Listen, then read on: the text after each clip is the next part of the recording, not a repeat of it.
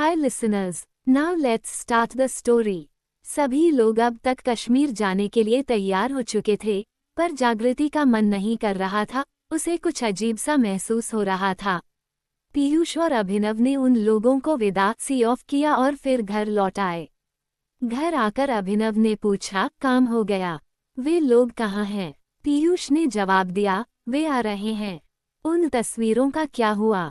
मैंने जिस बारे में कहा था, क्या उस बारे में कुछ पता चला? पीयूष ने कहा, हाँ, पता चला है। और वो कुछ दिनों पहले की बात सोचने लगा। वो परीक्षा खत्म करके निकला ही था कि उसे अभिनव का फोन आया, जिसने उसे तुरंत ऑफिस आने को कहा। पीयूष जब वहां पहुंचा तो उसने ऑफिस में शोभित को भी देखा, जिनके साथ कुछ और लोग भी थे। पीयूष ने अभिनव की ओर देखा और पूछा, क्या बात है? तुमने इतनी जल्दी में क्यों बुलाया?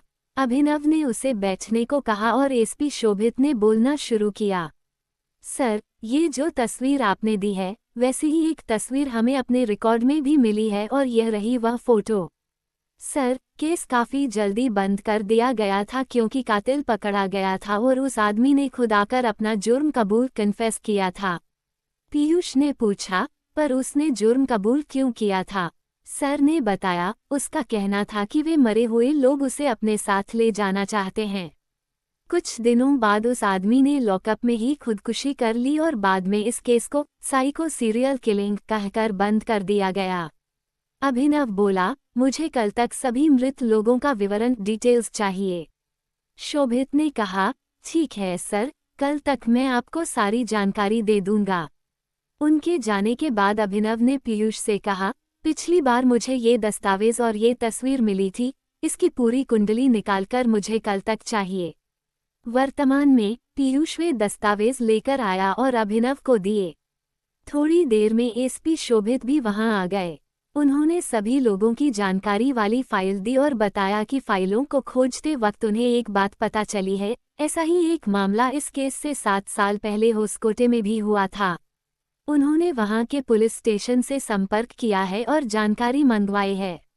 शोभित ने आगे कहा, सर, आप तो जानते ही हैं कि हम सामान्य पुलिस हैं और हमारे पास उतनी शक्ति अथॉरिटी नहीं होती, इसलिए हमने इस केस में कर्नाटक सीआईडी की मदद लेने का सोचा है। उनके 2 बहुत काबिल अफसर इस केस को संभालेंगे। उनमें से एक अफसर रोहित सिंह तो आज आ जाएंगे, पर दूसरे अफसर अभी छुट्टी पर हैं। ये दोनों विभाग के सर्वश्रेष्ठ अधिकारी हैं। अभिनव बोला, वह तो देखते हैं ऑफिसर। ये कहकर अभिनव ने एक फाइल पीयूष की तरफ बढ़ा दी और एक फाइल खुद देखने लगा। उस फाइल में 7 लोगों का विवरण था, जिसमें उसे कुछ विशेष नहीं मिला। पीयूष बोला, अभी ये तो वही है जिसकी जानकारी तूने निकालने को कही थी। ऑफिसर को कुछ समझ नहीं आ रहा था कि पीयूष इस वक्त किस बारे में बात कर रहा है, क्योंकि पीयूष ने उस वक्त अपराधी क्रिमिनल की फाइल ली थी। अभिनव ने वह फाइल ली, खुद देखी और फिर ऑफिसर को 2 फाइलें दे दी। उस फाइल में उसी अपराधी के बारे में था जो इस केस में शामिल था।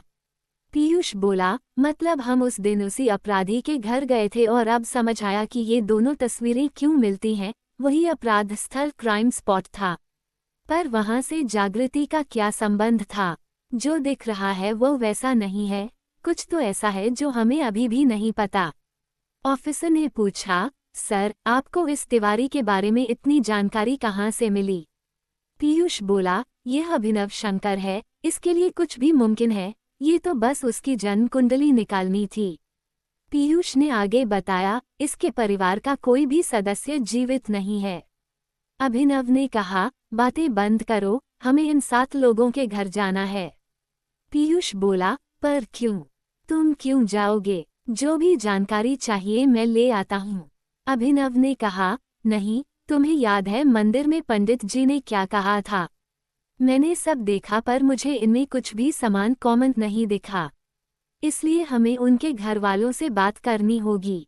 अभिनव ने एसपी शोभित को वे सारी बातें बताईं जो पंडित जी ने कही थीं। इसके बाद उन्होंने तय किया कि वे अलग अलग लोगों के घर जाएंगे और पूछताछ करेंगे ताकि जल्द से जल्द सच्चाई का पता चल सके। सभी लोग उन मृत व्यक्तियों के घर की ओर निकल पड़े। वे जगहें काफी दूर थीं, इसलिए उन्हें ये सब करने में पूरा दिन लग गया। वे आज केवल 4 लोगों के घर ही जा पाए।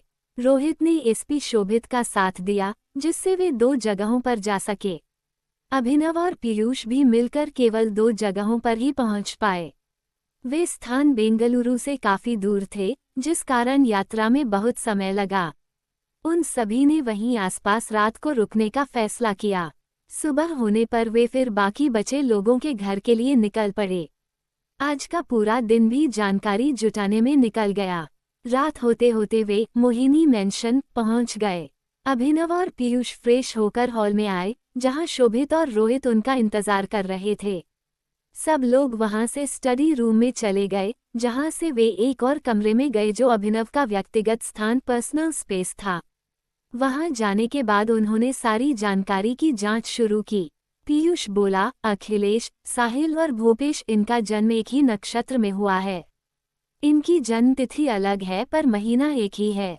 और बाकी बची रानी, विजया और सोनाली, इनकी भी जन्म तिथि अलग है पर महीना एक ही है और नक्षत्र भी सभी के समान हैं। एक और बात, मनोहर एक किन्नर था और वो पुरुषों की तरह आम लोगों के बीच रहता था। उसने शादी भी कर रखी थी ताकि लोगों को कभी पता न चले कि वह किन्नर है। उस औरत का एक बच्चा भी था जिसे उसने अपना ही नाम दे रखा था। उसके जन्म का नक्षत्र भी सभी से मिलता है। इसका मतलब इन सब के नक्षत्र एक ही थे। शोभित बोला, एक और बात है, अगर ध्यान दे तो ये जो कुछ भी है, हर 7 या 5 साल पर होता है। इस हिसाब से कुछ ही समय में इस पिछले केस को हुए 7 साल पूरे होने वाले हैं। पीयूष बोला, इसका मतलब ये कुछ ही समय में फिर से होगा और इस बार हम इसे रोक सकते हैं।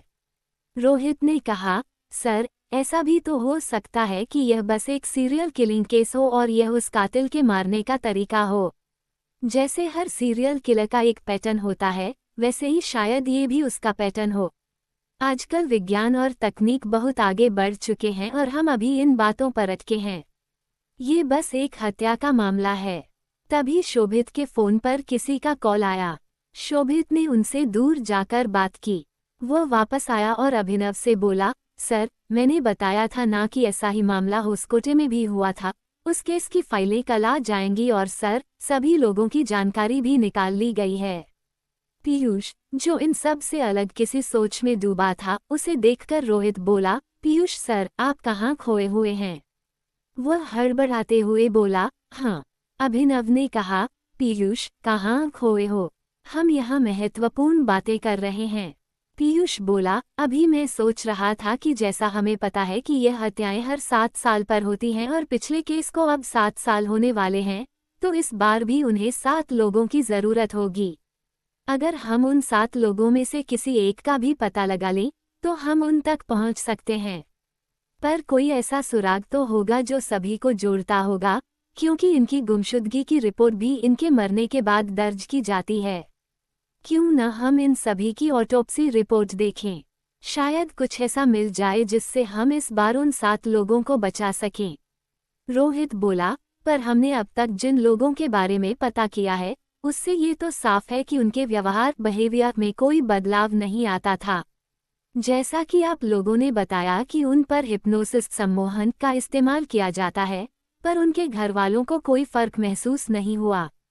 Thanks for listening cuties. Sorry for the late but you know ना अभी हमारे एग्जाम स्टार्ट हो गया है, तो स्टोरी आने में इटाना डायल हो गया और मैं कोशिश करूंगी कि स्टोरी जल्दी आए। Bye bye cutie.